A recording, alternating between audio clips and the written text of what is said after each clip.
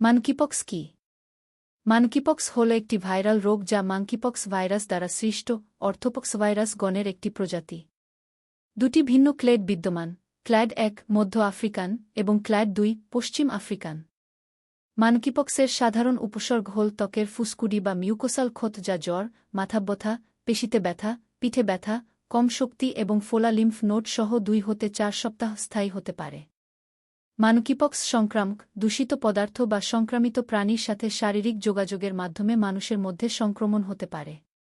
PCR দ্বারা ত্বকের ক্ষত উপাদান পরীক্ষা করে এমপক্সের ল্যাবরেটরি নিশ্চিতকরণ করা হয়।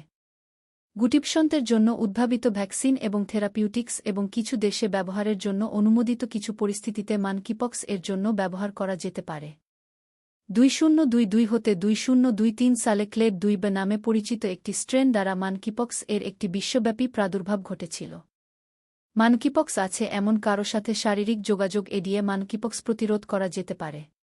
টিকা ঝুঁকিপূর্ণ লোকেদের সংক্রমণ প্রতিরোধে সাহায্য করতে পারে।